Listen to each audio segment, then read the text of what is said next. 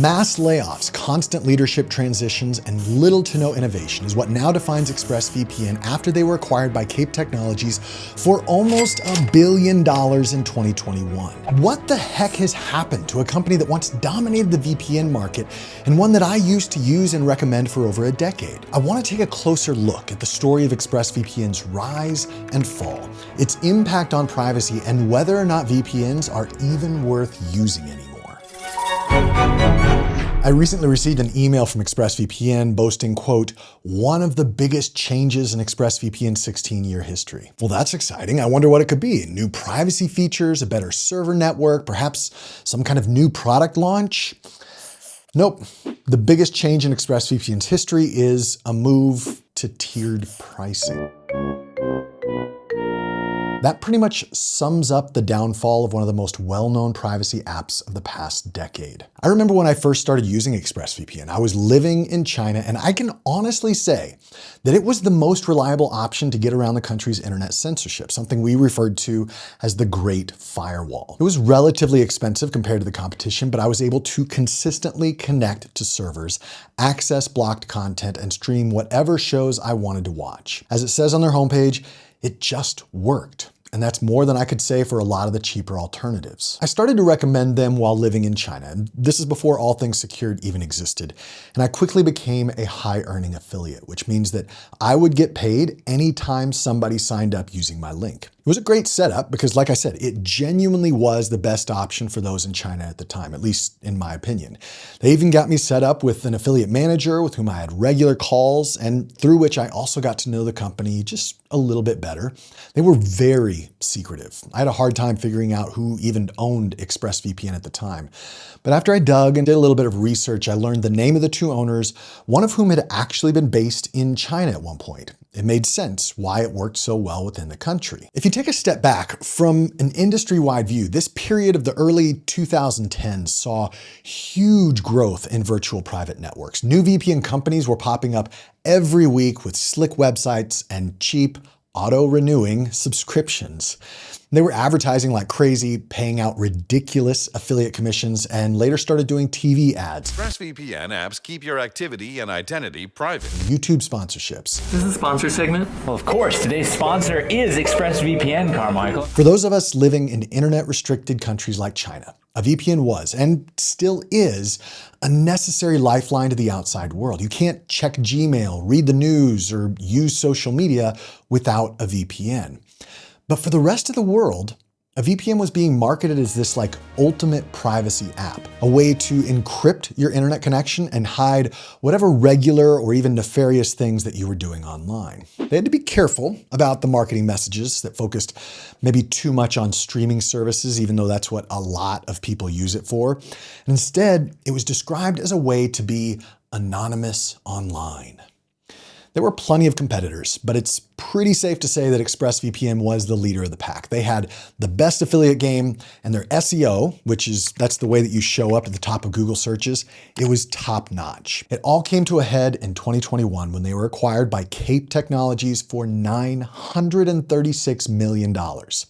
According to Kape's filings, ExpressVPN generated about $279 million in revenue for the year before the acquisition, with an estimated 3 million paying subscribers.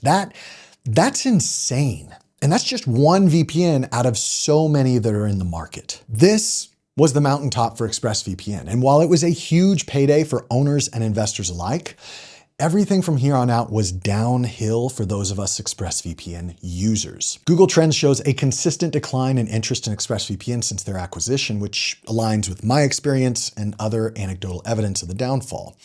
I never heard from another ExpressVPN representative again, other than those dumb mass marketing emails they send out occasionally. Reviews on job website Glassdoor started popping up, giving a behind-the-scenes look at total chaos. There were mass layoffs, employee resignations, leadership changes, and a total lack of vision. The new owners didn't want to grow the business, or maybe they didn't even know how. They just wanted to milk the recurring revenue for as long as they could. I mean, even with these new tiers, they can't even figure out what they offer anymore. Their website may say that this new password manager is included with any ExpressVPN subscription, but Oops, it actually isn't part of their basic tier, at least not as I record this. It's hard because I was a very loyal ExpressVPN user, but I had to slowly start removing the recommendations I had in place for them.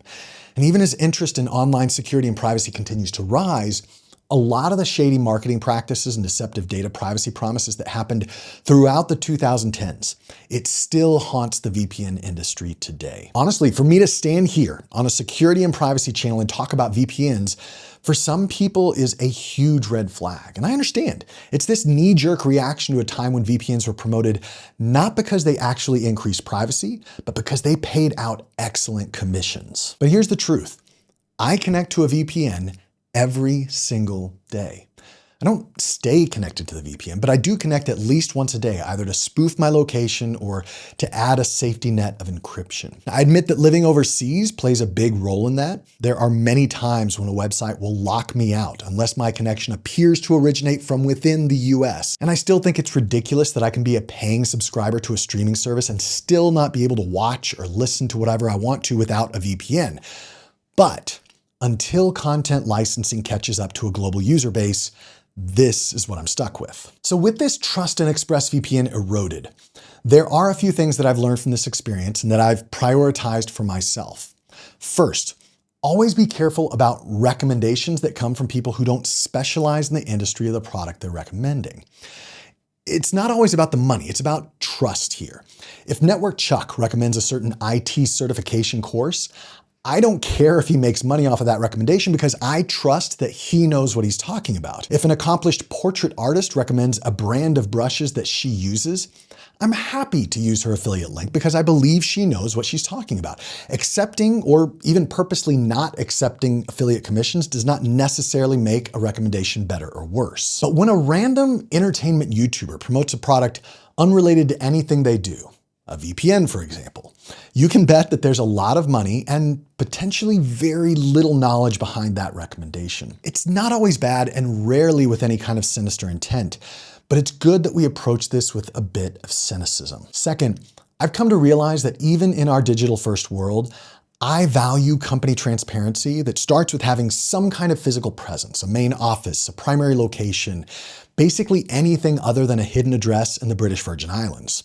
This is the approach that a lot of VPN companies, including ExpressVPN, have taken. They claim it's for user privacy and to evade government data requests, and there might be a kernel of truth in that, but it's actually because the British Virgin Islands has favorable tax laws and, here's the big one, it doesn't require public disclosure of owner information. And that's the other part of transparency. I kind of want to know who I'm trusting with my data. The thing about virtual private networks is that, yes, they offer some level of privacy, but really what you're doing is you're trading your trust in your internet service provider, your mobile provider, or your government for trusting this VPN company to handle all of your data. There are many reasons why I like and use Proton VPN, but one of the big reasons is because I've actually visited their offices in Switzerland and sat down with their CEO. I've met with the teams that run their various products. They have something to lose if they mishandle my data. I did the same for NordVPN, visiting their beautiful offices and team in Lithuania, which is an amazing country, by the way. Good luck trying to do that with ExpressVPN, though. The last thing I'll say is this. One of the keys to privacy is control. If you or I want more privacy, we need to be willing to take ownership and control of our own data. Likewise, for a virtual private network, you can only guarantee security and privacy in as much as you have control over it. ExpressVPN, like most VPNs on the market, have an extensive network of servers that they offer around the world, but they don't actually own any of those servers or the data centers. They lease them.